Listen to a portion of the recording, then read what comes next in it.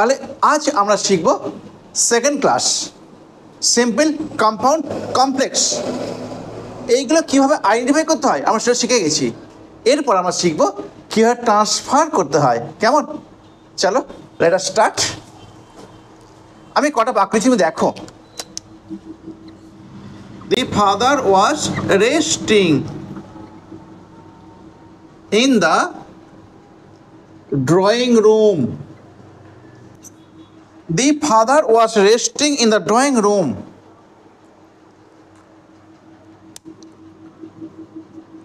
দুই নম্বর দেখো, the doctor treated my mother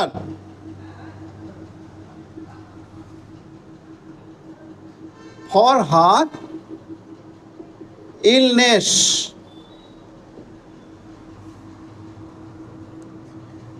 তিন নম্বর লেখো, the boy went to school to learn more.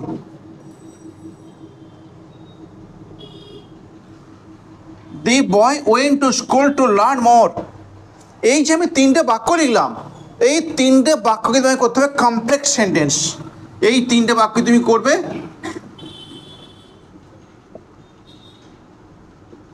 আমরা এক নম্বর বাক্য লিখেছি, the father was resting in the drawing room. বাবা বিশ্রাম নিচ্ছেন কোথায়? বৈঠকখানাতে। তুমি এটাকে এরকম ভাঙতে পারো, তোমাকে দুখানা ফাইনের ভার বাঁধতে হবে, তাই তো? তুমি আগে বাংলা ভাবো, তবে ইংরেজি যাবে। বাবা বিশ্রাম নিচ্ছিলেন, তাই তো? আর একটা প্রশ্ন, একদিন বাক্য লিখতে পারো, বাবা কোথায় ছিলেন? ড্রয়িং রুমে। তা তুমি এটা হইন্দে যোগ করে দাও দুর্বাক্য, যখন বাবা বিশ্রাম নিচ্ছিলেন তিনি ছিলেন ড্রয়িং রুমেতে। ক্লিয়ার হয়েছে? তাহলে লিখে ফেলো, যখন বাবা বিশ্রাম লইতেছিলেন। তাহলে হোয়েন লেখো, অ্যান্সার লেখো, the father was resting. He was in the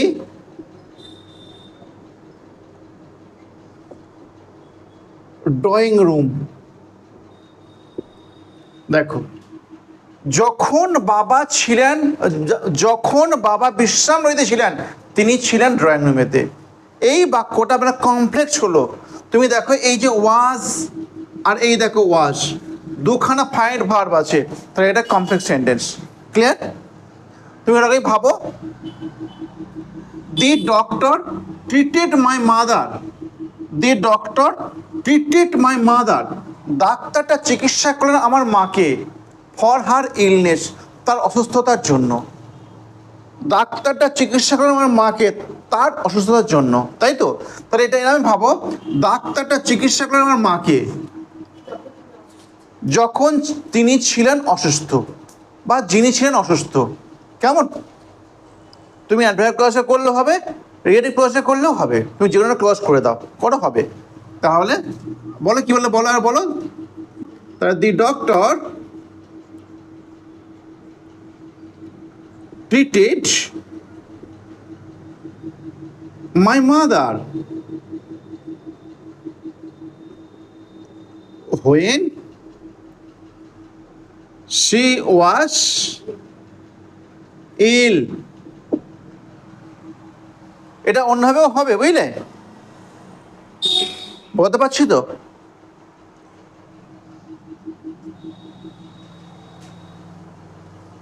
বৈশাখী, বৈশাখী নয়, মালা বলছি, দি বয় ওয়েন্ট টু স্কুল। বালকটা গিয়েছিল কোথায়? স্কুলেতে। টু লার্ন মোর, আর বেশি শিখতে। টু লার্ন মোর, আরও বেশি শেখার জন্য। আচ্ছা, বালকটা স্কুলে গেল, তাই তো? যখন সে চেয়েছিল শিখতে আরও বেশি। ক্লিয়ার? ওরকমই করে দাও। অন্যভাবে হবে, কিন্তু তুমি এইটাই প্রসেস এখন শেখো না। আমি তোমাকে সব শেখাবো, একের পর সব শেখাবো, স্টেপ বাই স্টেপ আমি সব শেখাবো। তাহলে the boy went to school when he wanted to learn more.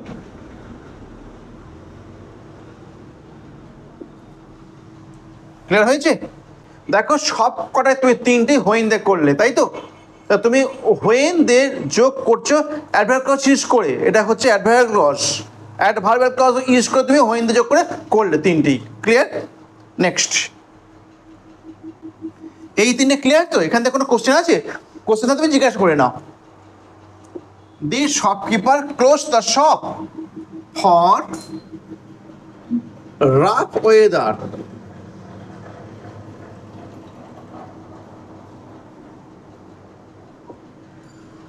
The shopkeeper close the shop for rough weather. দোকানদারটা বন্ধ করলো দোকানটা খারাপ আবহাওয়ার জন্য। বলো, কেউ তো বলবে, বলো। Shopkeeper closed the shop when the weather was, এই তো হয়ে গেছে, গুড। করো। The shopkeeper close the shop when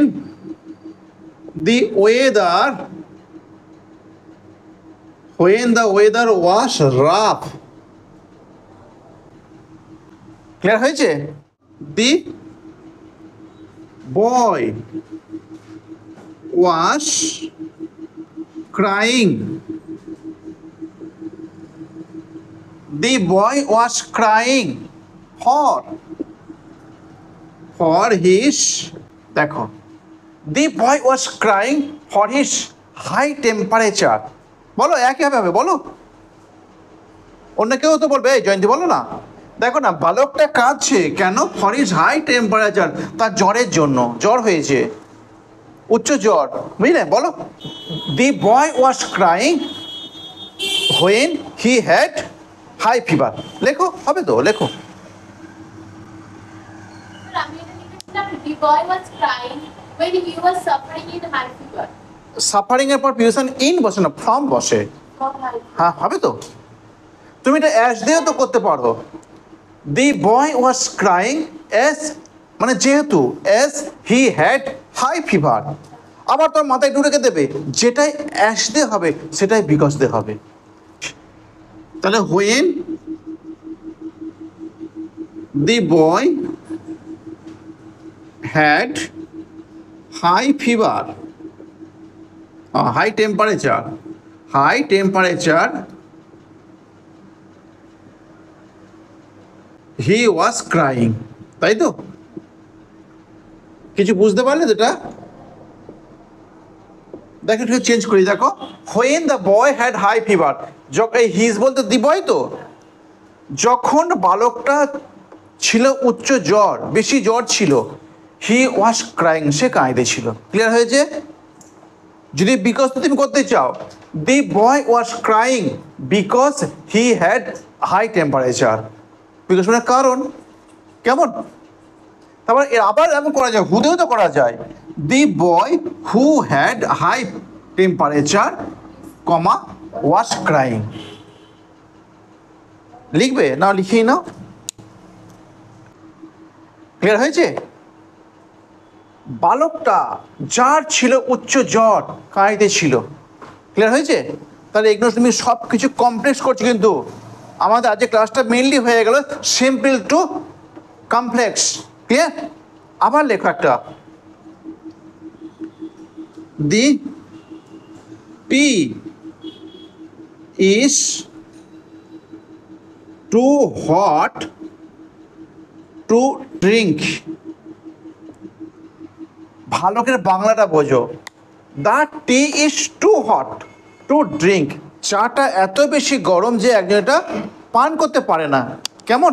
যে the tea is too hot to drink, এরকম দেখো, এই বাক্যটা ভালো করে দেখাও, এখানে কিন্তু কোনো না নেই, বাক্যটায় কোনো না নেই, কিন্তু বাক্যটা একটা না আসবে বাংলাতে।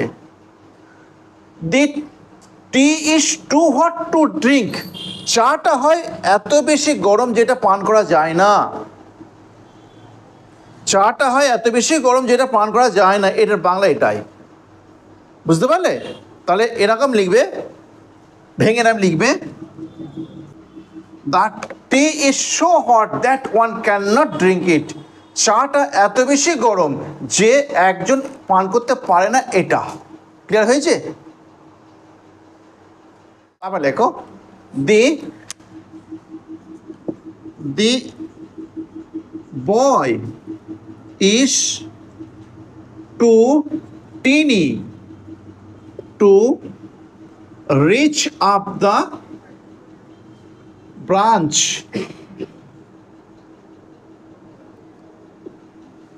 দেখ, the boy is too tiny, বালকটা হয় এত ছোট, to reach up the branch, touch করতে স্পর্শ করতে পারছে না গাছের শাখাটাকে।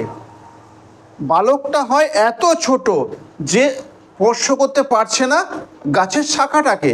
তাহলে কি বলতো এটা? The boy is so tiny that he can not reach up the branch. লিখে দাও।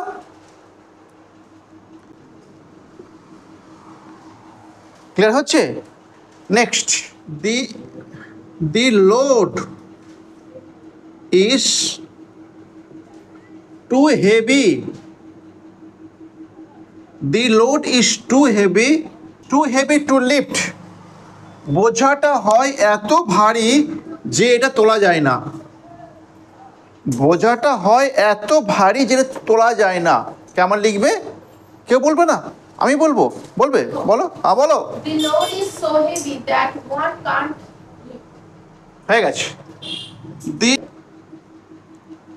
The load is so heavy that one can't live.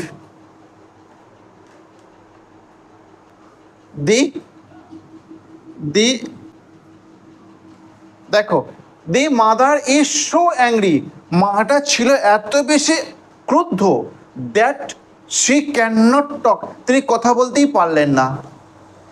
এটা কমপ্লেক্স দিয়ে দিয়েছি তোমাকে করতে হবে সিম্পলে। কিভাবে করবে? the mother is too angry to talk। করে ভালো, the mother is too angry to talk। হয়েছে? the mother is too angry to talk। Clear হয়েছে না হয়নি? Next,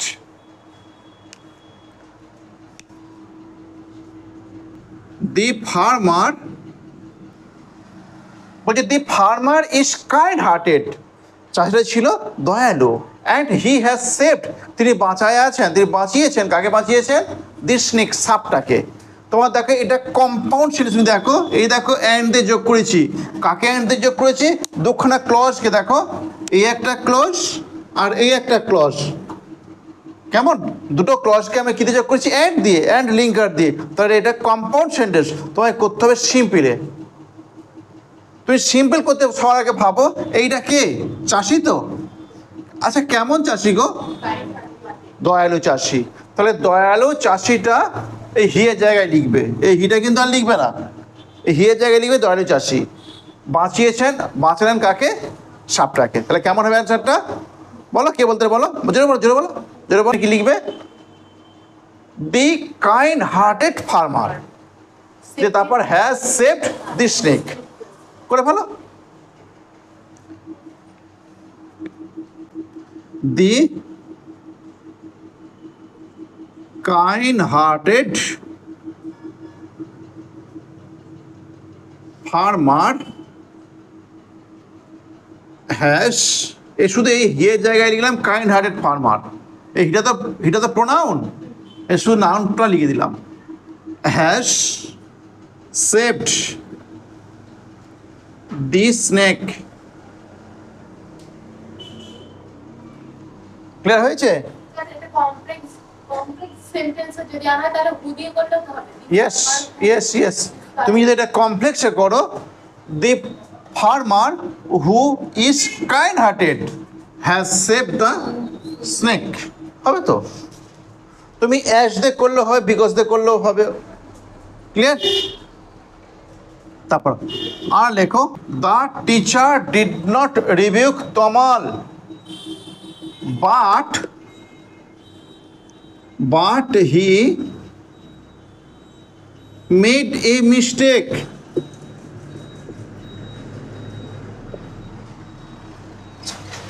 The teacher did not rebuke Tamal, but he made a mistake. এটা কি বাক্যে দেওয়া থাকে বলো, তোমায় করতে হবে কমপ্লেক্সে। কম্পাউন্ড করে বুঝলে? হ্যাঁ, এই একটা ক্লজ, এই একটা ক্লজ, তাই তো? এই দুটো ক্লজকে যোগ করা হয়েছে বাট লিঙ্কার দিয়ে। হ্যাঁ, এটা কম্পাউন্ড সেন্টেন্স। তোমায় করতে হবে এটা কি? Complex sentence. কীভাবে করবে দেখো না, এই যে দেখো। আচ্ছা, ভুল করলো তো, তমাল ভুল করেছে। শিক্ষক মহাশয় বকলেন না কাকে? তমালকে, তাই তো? কিন্তু সে ভুল করেছিল। আচ্ছা, ভুল করলে কি বকে? তো বকেনি। এটা যদি তুমি কম্পাউন্ড করো বাট আসবে, কিন্তু এটাকে কমপ্লেক্স করো, এটাকে কমপ্লেক্স করো, কি আসবে? দো। দো মানে যদিও। দো আর অল দো, এটা মানে যদিও।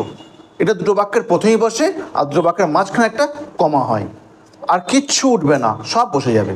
এবার লিখে দাও, দো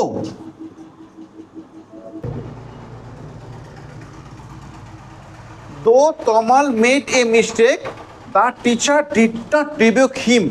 যদিও তমাল একটা ভুল করেছিল, শিক্ষক মহাশয় তাকে বকলেন না। ক্লিয়ার? আবার লেখো, the boy did not take his umbrella. বালকটা নিল না তার ছাতাটা ইন রেন, বৃষ্টির মধ্যে। এই দেখো, একটাই মাত্র ভার্ব আছে, did not take. Final verb একটাই আছে, ডিড নট টেক। বালকটা নিল না তার ছাতাটা ইন রেন, বৃষ্টিতে। এটা কোন বাক্যে দেওয়া থাকে বলো? এটা সিম্পলে দেওয়া, তাই তো? তোমায় করতে হবে কমপ্লেক্সে। তুমি হোয়েন টানো, প্রথমে কিছু হোয়েন দিয়ে সেরকম টানো, দেখো হয়ে যাবে। না, when it was raining take his umbrella. তো দোতে টানো হয়ে যাবে, দেখো দোতে টানো হয়ে যাবে। দোতে, though it was raining,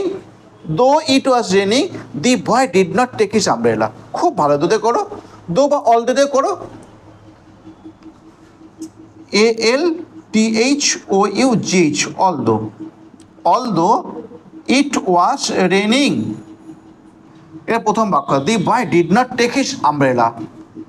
the boy did not take his umbrella.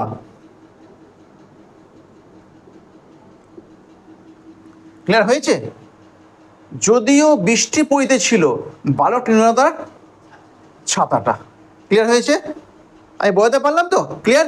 জোরে বলো, আমি বোঝাতে পারলাম? ঠিক আছে, এরপরে আরেকটুখানি টাফে যাব নেক্সট ক্লাসে। আজ এই ক্লাস এখানেই থাকছে। বাই বাই, শুভরাত্রি।